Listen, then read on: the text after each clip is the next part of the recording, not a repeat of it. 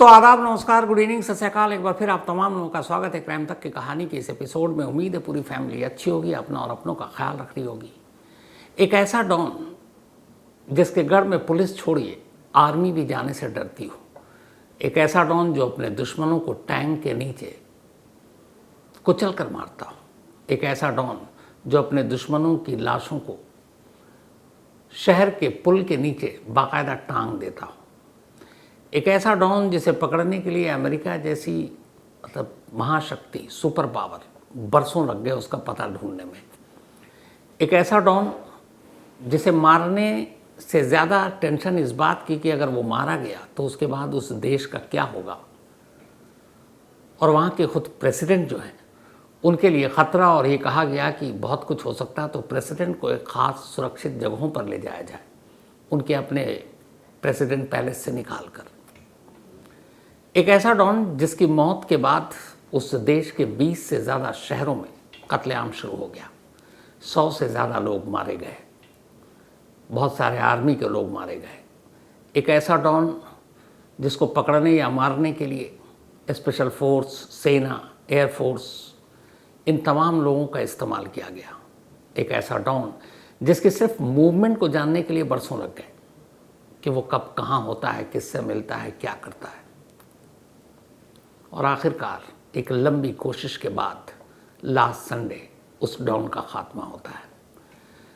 अगर ईमानदारी से कहें तो इस वक्त पूरी दुनिया के जो सबसे बड़े माफिया या डॉन में जिसकी गिनती होती है, उस डॉन का खात्मा अभी लास्ट संडे मैक्सिको में हुआ। तस्वीरें देखकर ये हैरानी होती है कि एक डॉन या एक माफिया को उसी के गढ़ में जाकर मारने के लिए कितने लाव लश्कर, कितना बड़ा इंतज़ाम करना पड़ता है। ये वो डॉन है जिसके सर पर 136 करोड़ रुपए का इनाम अमेरिका ने रखा। मैं बात कर रहा हूं एल मेंचो की। एल मेंचो मैक्सिको का सबसे बड़ा ड्रग कार्टेल का बॉस। पूरी दुनिया में जो ड्रग्स की सप्लाई होती है उसका एक सबसे बड़ा हिस्सा इसी के कार्टेल से जाता है। और इसने अपने उस गिरोह का नाम भी एक अजीब सा रखा था, जेलिस्को, न्यू जनरेशन कार्टेल। कार्टेल ऐसा होता है जैसे एक ख़ास बिजनेस के लिए एक ही इंटरेस्ट के लोग, एक ही सोच के लोग एक साथ हो जाए। जैसे छोटी छोटी कई कंपनियां एक ख़ास मकसद के लिए एक साथ आ जाती हैं, गठजोड़ बनाती हैं, उसे कार्टेल कहते हैं। मैक्सिको में ड्रग्स कार्टेल शब्द बहुत जाना पहचाना नाम है। छोटे छोटे जो अलग अलग ड्रग्स के को लेकर जो गैंग है वो एक आपस में मिलकर कार्टेल बनाते हैं बड़े मकसद के लिए। बहुत पहले मैंने इसी क्राइम तक में आपको कहानी सुनाई थी पाब्लो एस्कोबार की। 1993 में पाब्लो एस्कोबार की मौत हो गई। कहते हैं कि इससे बड़ा डॉन या इससे अमीर डॉन इस दुनिया में कहीं नहीं हुआ, जिसने सिर्फ अपनी बेटी को जब उसे ठंड लग रही थी तो उसे गर्मी दिलाने के लिए करोड़ों डॉलर जला दिए ताकि उस आग की तपिश से उसकी बेटी को ठंड न लगे। उसके बाद इसी मैक्सिको में एक और डॉन आया, अल चेपो। एल चेपो का ही चेला है एल मेंचो। एल चेपो को 2024 में जुलाई के महीने में गिरफ्तार किया गया था। पाब्लो एस्कोबार के बाद अगर ड्रग्स माफिया या ड्रग्स सिंडिकेट, ड्रग कार्टेल के नाम में या दुनिया में कोई मशहूर हुआ तो वो एल चापो था। और इत्तेफाक से एल चापो का शागिर्द है एल पेंचो। दरअसल बात 1920 की है। तब अमेरिका में नशे की बड़ी खेप उगाई भी जाती थी, खेती भी होती थी अफीम और बाकी चीज़ों की।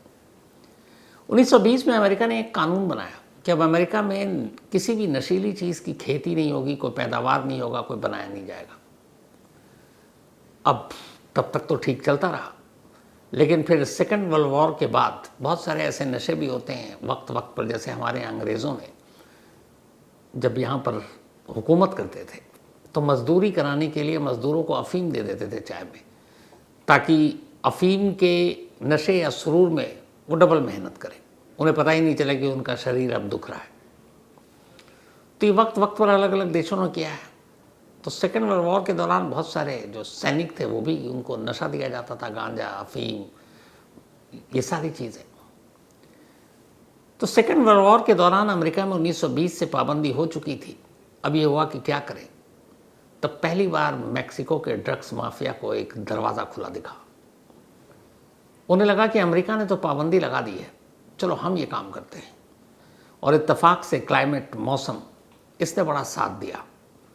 अब मैक्सिको में बड़े पैमाने पर गांजा, अफीम और जितनी नशीली दवाएं हैं उनकी खेती होनी शुरू हो गई। फिर धीरे धीरे वक्त ये आया कि मैक्सिको से जो ड्रग्स बनता वो अमेरिकी सरहद के अंदर दाखिल होता, और अमेरिका जो आज भी ड्रग्स वहाँ के लेने वाले जो लोग हैं उनकी एक बड़ी तादाद है। लाखों डॉलर हर साल अमेरिका में सिर्फ ड्रग्स पे लोग खर्च कर देते हैं, और उनका सबसे बड़ा जो सप्लायर बना वो मैक्सिको।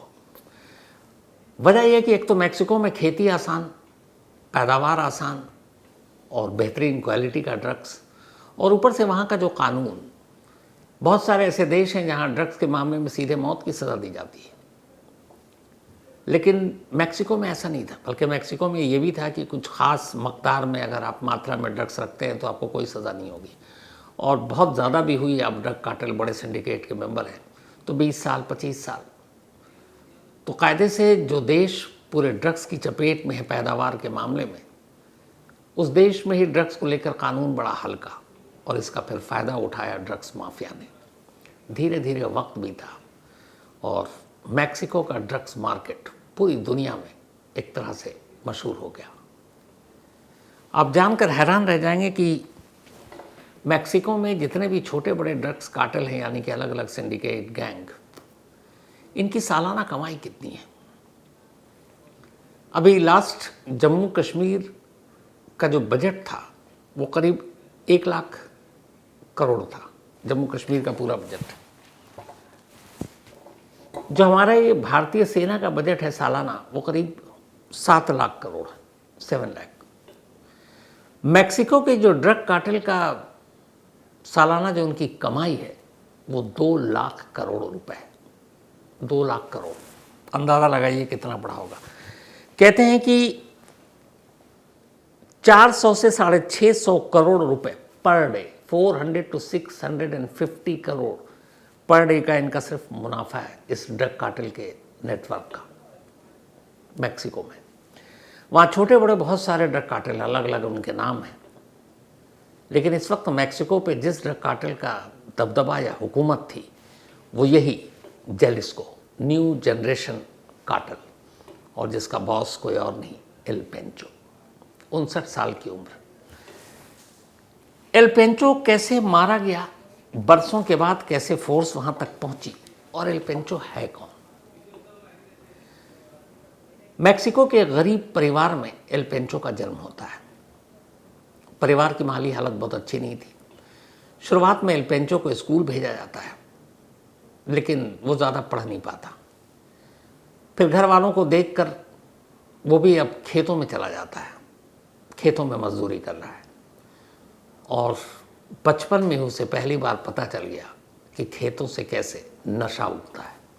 जिस खेत में एल पेंचो काम करता था वहाँ यही गांजा, अफीम, मेथ और बाकी सारी चीज़ें उसने बचपन में देख ली। उसे पता चल गया कि ये सारा खेल क्या है। फिर थोड़ा सा बड़ा हुआ, अभी भी नाबालिग था, उसे लगा कि अब अपना करियर बनाना है। तो मैक्सिको यूएस के बिल्कुल सरहद पर है। उसने कहा कि वो अमेरिका जाता है और वहाँ अपनी किस्मत चमकाता है। इल्लीगल तरीके से वो अमेरिका दाखिल हो जाता है, वहाँ कैलिफोर्निया पहुँचता है। कैलिफोर्निया में छोटे मोटे काम करता है, कुछ ड्रग्स इधर से उधर करता है। फिर वहाँ पकड़ा जाता है चोरी और हथियार के मामले में। उसे जेल होती है, छूट जाता है। फिर वो कैलिफोर्निया के लॉस एंजलिस को से निकलकर सैन फ्रांसिस्को पहुँच जाता है। सैन फ्रांसिस्को में जाने के बाद वो वहाँ भी यही काम करता है। फिर वहाँ भी पकड़ा जाता है। इस बार ड्रग्स की मात्रा ज़्यादा थी, उसे 3 साल की सज़ा हो जाती है। इस सज़ा को काटने के बाद उसे ये लगा था कि चलो किसी और शहर में अपना नया ठिकाना बनाएंगे, लेकिन अमेरिका ने कुछ और सोच रखा था। रिहाई के फ़ौरन बाद अमेरिका ने अल्पेंचो को वापस मैक्सिको डिपोर्ट कर दिया। अब वो वापस मैक्सिको आया, अपने गृह राज्य में, अपने स्टेट में। यहाँ आने के बाद वो ठान चुका था कि उसे क्या करना है, पर उसे पहले कुछ रिहर्सल और प्रैक्टिस करनी थी। वो आता है और यहाँ आने के बाद सिफारिश और तिकड़म से पुलिस फोर्स ज्वाइन कर लेता है। अब अल्पेंचो एक पुलिस अफसर है, मैक्सिको में ही काम कर रहा है, और उसका आमना सामना तमाम ड्रग्स डीलर, ड्रग्स कार्टेल के लोगों से हो रहा है, लेकिन उसे उससे मतलब नहीं था। वो पुलिस में रहकर असल में पुलिस के कामकाज को समझना चाहता था, ताकि आगे चलकर जो उसे करना है वो उसमें मदद करे। उसने ये सीखा कि पुलिस वाले रिश्वत कैसे लेते हैं, रिश्वत लेने का तरीका क्या है। उसने सीखा कि पुलिस जब कहीं रेड डालने जाती है तो फिर किस तैयारी के साथ जाती है। उसने सीखा कि कैसे मुखबिर पुलिस तक खबर पहुंचाते हैं, मुखबिर कौन कौन होते हैं। उसने सीखा कि कैसे कोई पकड़ा जाए तो रिश्वत देकर फिर बाहर निकल सकता है, कैसे पुलिस का नेटवर्क काम करता है, कैसे पुलिस ड्रग कार्टेल के लिए काम करती है। ये सारी चीज़ें उसने सीखी। इसके बाद जब उसे लगा कि अब वो ट्रेंड हो गया है, उसने पुलिस की नौकरी छोड़ दी। पुलिस की नौकरी छोड़ने के बाद छोटे बड़े बहुत सारे कार्टेल थे। उसने एल चापो का कार्टेल ज्वाइन किया। बहुत छोटा सा ओहदा था, लेकिन सपने उसके बड़े थे। धीरे धीरे वो उस गैंग में एक हिटमैन, बड़ी बड़ी ड्रग्स की डिलीवरी, लाने ले जाने पहुंचाने, इस काम में लगा रहा, और जल्दी अपने काम से उसने बॉसेस तक अपना ध्यान खींच लिया। उस कार्टेल ग्रुप को लगा कि ये बहुत होनहार लड़का है, आगे चलकर काफ़ी काम आएगा। धीरे धीरे उस कार्टेल, उस गैंग में कद और पद बढ़ता गया। इसी बीच में अब वो लाडला हो गया था एक तरह से एल चापो का, अपने गुरु का, और उससे उसने बहुत कुछ सीखा। 2024 में एल चापो जुलाई 25 पकड़ा गया। इसके बाद जब वो पकड़ा गया तो अब कार्टेल में ही आपस में लड़ाई हो गई कि अगला सरदार कौन, अगला बॉस कौन। वहाँ जब भी ऐसा होता है तो कार्टेल के अंदर उस गद्दी या बॉस की कुर्सी को हथियाने के लिए आपस में ही लड़ाई हो जाती है, और इस लड़ाई में भी दर्जनों लोग मारे जाते हैं, क्योंकि खेल लाखों करोड़ों का है। लेकिन तब तक एल्पेंचो ने अपनी जगह बना रखी थी इस गैंग में, और सबको पता था एल चापो का भी वो खास, एल चापो का खास आदमी था। उधर एल चापो जेल में, अब इधर एल्मेंचो को अपना दायरा बढ़ाने का मौका मिला। राइवल गैंग को धीरे धीरे उसने ख़त्म कर लिया। एक दो अपने भरोसेमंद साथी के साथ अब उसने अपना एक नया कार्टेल बनाया, जिसका नाम उसने रखा जेलिस्को, न्यू जनरेशन गैंग पर। इससे भी बड़े बड़े कार्टेल थे वहाँ पर, लेकिन एल मेंचो जितना खूंखार था और वहशी था, धीरे धीरे सारे कार्टेल उसके आगे छोटे होते गए। फिर एक वक्त ऐसा आया कि जब अमेरिका में ड्रग्स की जो भी खेप जाती, जिस तरीके से जाती, वो सब इसी के गिरोह, इसी के कार्टेल का था। नई टेक्नोलॉजी का इसने इस्तेमाल किया, ड्रोन के ज़रिए ड्रग्स भेजना शुरू किया, शिप के ज़रिए अलग अलग तरीके से, हर तरह से। अमेरिका तमाम कोशिश करता रहा, कई शिप पकड़े, लेकिन ये कुछ और नया तरीका अपनाता। इसकी सबसे ख़तरनाक बात ये थी कि जो बाकी ड्रग कार्टेल हैं, मैक्सिको में ये आम है कि जो पुलिस वाले हैं या जो आर्मी में हैं, उनमें से एक बड़ी तादाद ऐसे लोगों की है जो ड्रग कार्टेल के लिए काम करते हैं, और उन्हें बदले में पैसे मिलता है, क्योंकि इस धंधे में पैसा बेशुमार है। तो रिश्वत देना, छूट जाना। लेकिन और ये काम पाब्लो एस्कोबर से लेकर एल चापो तक ने किया, पर एल मेंचो ने इस परंपरा को तोड़ा। उसने कहा नहीं, पुलिस वालों को रिश्वत नहीं देंगे, जो रास्ते में आए सीधे उसे मारो। फिर क्या पुलिस, क्या स्पेशल फोर्स, क्या वहाँ की जो ड्रग इन्फोर्समेंट की टीम, बेरहमी के साथ उनको मारना शुरू किया। फिर पैसे बेशुमार, इसने अपनी आर्मी बनाई। इनके पास टैंक से लेकर रॉकेट लॉन्चर। कहते हैं कि मैक्सिको के अलग अलग जो बड़े कार्टेल हैं, इस सारे कार्टेल में जो इनकी अपनी फ़ौज है, उसकी तादाद है 2.25 लाख, 1,75,000 और उनमें से एक बड़ा हिस्सा एल मेंचो के पास था, मतलब अपनी आर्मी। सवाल ही नहीं है कि पुलिस या मैक्सिको की आर्मी या स्पेशल फोर्स उनके गढ़ में घुस जाए, क्योंकि इनके पास टैंक से लेकर सब कुछ। तब इसने अपने आर्मी पे पूरा खर्च किया, एक पूरा किला बनाया। फिर दहशत ऐसी आई कि अगर इस गैंग के लोगों को कुछ हो तो शहर का शहर बंद हो जाए। धीरे धीरे ये इतना खतरनाक हो गया और इतनी तेजी से नए नए तरीके से अमेरिका में ड्रग्स पहुंचने लगा कि अब अमेरिका को भी लगा कि इसके ऊपर काबू पाना चाहिए।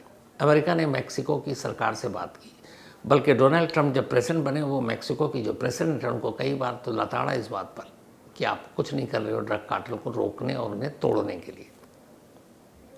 तब उन्होंने पलट के कहा था कि अमेरिकी बॉर्डर भी इतनी सुरक्षित नहीं है कि आप नहीं रोक पाते ड्रग्स को अपने यहाँ आने से।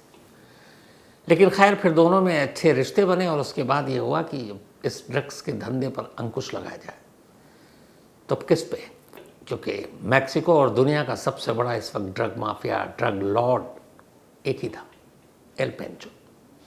एल पेंचो के खात्मे का मतलब है कि एक बड़ा हाथ काट दिया जाए ड्रग्स के धंधे से। अमेरिका ने कहा कि हम मदद करेंगे, मैक्सिको ने कहा ठीक। अब इसके बाद शुरू होता है एल पेंचो तक पहुंचना, उसे गिरफ्तार करना या मारना। 2012 से एल मेंचो का नाम आना शुरू हो चुका था। 24 के बाद तो वो और खतरनाक हो गया, लेकिन एजेंसियां 15 के बाद से उसके पीछे थीं, मतलब 8-10 साल पहुंच नहीं पाई। वो मैक्सिको में जिस जगह रहता, बहुत ही अपने खुफिया ठिकाने पर, उसे ये पता था कि अमेरिका मैक्सिको की तरफ है और अब अगला नंबर उसका है। उसने वो सारे सोर्सेस काट दिए जिससे कोई भी एजेंसी उस तक पहुंच सके। उसे मालूम है कि मोबाइल यूज़ करने का मतलब क्या है, उसे मालूम है लैपटॉप और बाकी चीज़ें, कोई भी इलेक्ट्रॉनिक गैजेट यूज़ करने का मतलब क्या है। उसने इन सारी चीज़ों को ना सिर्फ खुद से, बल्कि उसके इर्द गिर्द सुरक्षा के घेरे में जितने लोग थे उन सबको दूर रखा। ऐसी कोई चीज़ वो इस्तेमाल नहीं करता था जिसके सैटेलाइट के ज़रिए उसका लोकेशन पता चल सके। बहुत कोशिश की अमेरिका ने, मैक्सिको ने उस तक पहुंचने, उसके ठिकाने तक पहुंचने, हाथ नहीं आया। फिर करीब 3 साल पहले अमेरिका खुफिया एजेंसी और मैक्सिको ने मिलकर मीटिंग की और ये तय हुआ कि एल पेंचो तक पहुंचना वैसे बहुत मुश्किल है, क्योंकि जो ज़रिया है वो ज़रिया उसने खुद काट रखा, वो इतना होशियार है, टेक्नोलॉजी का माहिर। तो फिर एक नया जाल बिछाया गया, ठीक वैसा ही जैसे ओसामा बिन लादेन के लिए बिछाया गया था जब ओसामा बिन लादेन एबटाबाद में था। ओसामा बिन लादेन को ढूंढने के लिए अमेरिका ने बहुत मेहनत की, अफ़गानिस्तान से लेकर हर जगह, लेकिन ओसामा बिन लादेन भी कभी अपने इर्द गिर्द मोबाइल और इन चीज़ों का इस्तेमाल नहीं करता था जिससे वो सैटेलाइट के ज़रिए सामने आ सके, उसका लोकेशन पता चल जाए। वो इन चीज़ों से दूर रहता था, इलेक्ट्रॉनिक गैजेट से दूर रहता था। ओसामा को पकड़ने के लिए अमेरिका ने एक नया तरीका अपनाया कि ओसामा को छोड़ो, उस तक पहुंचना मुश्किल है, उसके इर्द गिर्द के करीबी लोगों पर नज़र रखो, उन लोगों पर जो कभी न कभी ओसामा से मिलने जाते हों, चाहे उसके डॉक्टर हों, उसके दूर के दोस्त हों, उसके गैंग के या उसके संगठन के लोग हों। और तब लंबी मशक्क़त के बाद एक डॉक्टर और एक लोकल के ज़रिए CIA को ओसामा के एबटाबाद का लोकेशन पता चला था। जब मैक्सिको की हर कोशिश नाकाम हुई, तब फिर अमेरिका ने यही आइडिया दिया और कहा कि मैं भी इस बारे में अपने इनपुट देता रहूँगा, मैं भी उसको तलाशता रहूँगा। एल पेंचो का पीछा छोड़ दिया गया। उधर एल पेंचो को भी लगा कि अब ये लोग हार गए, वैसे भी उसके इर्द गिर्द मिलिट्री का घेरा, सारे सोफिस्टिकेटेड वेपन, आर्मी पुलिस वाले वैसे ही थर-थर काँपते थे जाने से। लेकिन यहाँ अब एक नई चाल चली। मैक्सिको की अमेरिका ने मदद की और अब एल पेंचो की जगह उसके करीबियों पर नज़र रखे जाने का एक नया दौर शुरू हुआ। बहुत सारे लोगों पर नाकामी हाथ आती रही। 2026 आ गया। 2026 में जनवरी के महीने में कुछ इनपुट मिला अमेरिका से मैक्सिको को, और ये पता चला कि एक लड़की है जो शायद एल पेंचो की गर्लफ्रेंड है। लेकिन एल पेंचो की वो गर्लफ्रेंड जो है उसके ऊपर अगर हाथ रखते हैं या फॉलो करते हैं या पीछा करते हैं तो फिर शायद वो गर्लफ्रेंड का तार कट जाए और वो उसको ही मार दे, क्योंकि वो इतना एहतियात बरतता था। तो ये हुआ कि गर्लफ्रेंड का भी पीछा मत करो। ये देखो कि वो गर्लफ्रेंड जहाँ रहती है मेक्सिको के जिस शहर में, और जब जब एल पेंचो से मिलने जाती है तो उसे लाने और ले जाने वाला कौन शख्स है। मतलब डायरेक्ट लिंक पर ध्यान मत दो। एल पेंचो तक पहुंचना उसकी गर्लफ्रेंड के जरिए भी आसान था, लेकिन ख़तरा ये था कि अगर एल पेंचो को ज़रा सी भी भनक लग गई कि उसकी गर्लफ्रेंड को कोई फॉलो कर रहा है, पीछा कर रहा है, तो फिर वो गर्लफ्रेंड को भी मार सकता है और दूसरा फिर वो नेटवर्क ही ख़त्म। तो इससे भी गहरी चाल चली गई कि गर्लफ्रेंड को छोड़कर उस शख्स का पता करो जो उस गर्लफ्रेंड को लाने और ले जाने का एक बिचौलिया वाला काम करता है। आखिरकार एक शख्स का पता चला। पहले तमाम उसका पीछा किया गया, रेकी की गई, फिर ये कंफर्म हो गया कि वीक में एक ख़ास दिन एक शख्स एक लड़की को जो शायद एल पेंचो की गर्लफ्रेंड है वो लेने आता है और ले जाता है। और वो गर्लफ्रेंड भी बहुत लो प्रोफाइल रहती है, तो गैंग के मेंबर के लोगों को ही पता नहीं, क्योंकि ऐसी बातें लीक होती हैं फिर वो दूसरे की नज़र में आ जाएगी। तो बेहद लो प्रोफाइल, किसी को भनक तक न लगे। तो वो शख्स आता और उसको ले जाता। जब ये कई बार हो चुका तो फिर ये कंफर्म हो गया कि लड़की असल में एल पेंचो के पास जाती है। अब एल पेंचो की उस गर्लफ्रेंड को छोड़कर उस शख्स पर नज़र रखनी शुरू हो गई जो उसकी गर्लफ्रेंड को वहाँ तक पहुँचाता था। अब खुफिया एजेंसी के लोग उसको फॉलो कर रहे हैं, उसकी रूटीन को देख रहे हैं, उसका घर देख रहे हैं। और फिर इसी सैटरडे लास्ट अचानक वो निकला। अब उन्होंने गर्लफ्रेंड का नहीं उसका पीछा करना शुरू किया। फिर देखा कि वो उस गर्लफ्रेंड के घर तक गया, वहाँ से उसे लिया और वापस एक ख़ास जगह पे जहाँ एल पेंचो ने अपना ठिकाना बना रखा था वो लड़की को ले गया। कुछ देर के बाद वो वापस लौट रहा है अकेला, और यही रूटीन था। वो जाता, वापस अकेला लौटता, अगले दिन सुबह आता और फिर उसकी गर्लफ्रेंड को साथ ले जाता। उस दिन भी लौटा। जब लौटा तो ये कंफर्म हो गया कि अब ये उसकी गर्लफ्रेंड सुबह तक यहीं रहेगी। अब ये भी था कि बार बार उसके जो तीसरा बंदा था जो गर्लफ्रेंड को साथ लाता था, ले जाता था, अब गुपचुप तरीके से उसकी सारी चीज़ों की जासूसी होने लगी। वो कम से कम जो बाकी गैजेट इस्तेमाल करता था उससे पुख्ता जानकारी मिली कि ये एल पेंचो के ठिकाने तक ही जाता है। लास्ट सैटरडे को ये कंफर्म हुआ। जो फोर्सेस हैं, बाकी टीम है, उनको तैयार किया गया, हेलीकॉप्टर तैयार किया गया और ये हुआ कि अब उसके ठिकाने पर हमला होगा। लेकिन यहाँ खतरा था कि अगर हमला होगा तो एल पेंचो की वो गर्लफ्रेंड भी मारी जाएगी। और उस गर्लफ्रेंड के बारे में उस तीसरे शख्स के ज़रिए ये पता चल गया था कि उसका इस ड्रग कार्टेल से कोई लेना देना नहीं था। ये रिश्ता था, मोहब्बत थी, इसके आगे कुछ नहीं था। तो ये हुआ कि वो गर्लफ्रेंड न मारी जाए। तब इसके लिए था कि उस गर्लफ्रेंड का लौटना वहाँ से ज़रूरी था। तो फिर ये तय हुआ कि संडे सुबह तक इंतज़ार करेंगे। संडे सुबह हुई। वही शख्स जब वो वहाँ जाता हुआ दिखाई दिया तो ये क्लियर हो गया कि अब गर्लफ्रेंड को लेकर जाएगा। सब रेडी, आसपास से चारों तरफ से उस इलाके को घेर लिया गया। जैसे ही गर्लफ्रेंड उसके खुफिया ठिकाने से बाहर निकली, चौपर से, नीचे ज़मीन से, हर तरफ से अचानक गोलियां चलने लगी। लंबी मुठभेड़ हुई।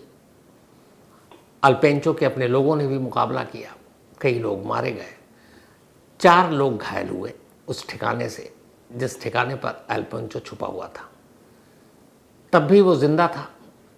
फोर्सेस उसको उठाती है, गाड़ी में डालती है और मेक्सिको की राजधानी की तरफ उसको लेकर जाती है। लेकिन बाद में खबर आती है कि रास्ते में ही उसकी मौत हो गई। अब इस एल पेंचो की मौत एक बड़ी खबर थी।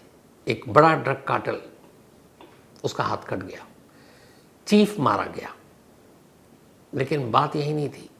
मेक्सिको की प्रेसिडेंट को ही मालूम था कि एल पेंचो की मौत की खबर जब मेक्सिको में फैलेगी तो ये जो 2.25 लाख के करीब ड्रग माफिया से जुड़े हुए प्राइवेट सैनिक हैं, ये कोहराम मचा देंगे।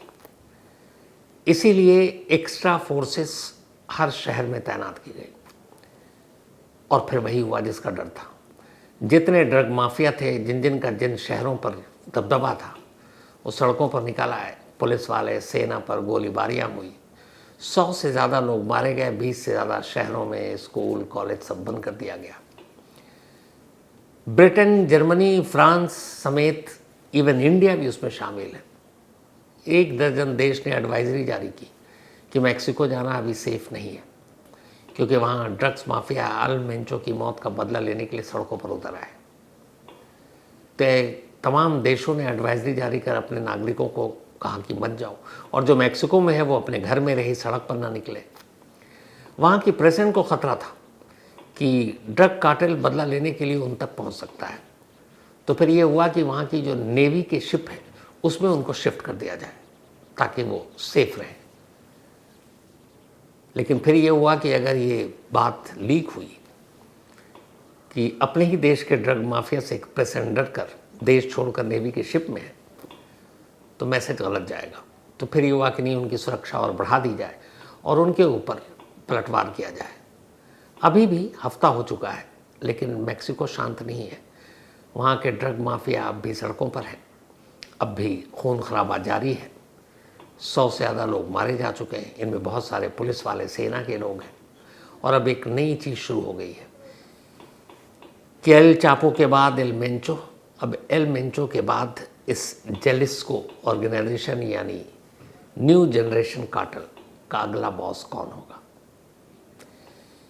क्योंकि खेल, जैसा मैंने आपको बताया, 7 लाख करोड़ एक साल का मुनाफा है ड्रग्स से, तो इसे कोई भी नहीं छोड़ सकता। और मैक्सिको की एक बड़ी पॉपुलेशन इसकी खेती बाड़ी में है, वो भी बंद नहीं हो सकता। मैक्सिको की गवर्नमेंट के बहुत सारे लोग कहते हैं, बहुत सारे मंत्री पेरोल पे इन ड्रग कार्टेल के, वहाँ की पुलिस फोर्स, वहाँ की आर्मी, ये सब भी इनसे बड़े पैसे लेते हैं। तो अब एक नाम ज़रूर ख़त्म हुआ, लेकिन एल मेंचो के साथ मैक्सिको से ड्रग्स और drug syndicate, drug mafia, drug cartel ख़त्म हो जाए, इसकी उम्मीद नहीं है। तो ये थी आज की कहानी। अब आपसे मुलाकात होगी कल रात 9 बजे किसी नई कहानी के साथ। तब तक अपना और अपनों का ख्याल रखिएगा। Thank you very much.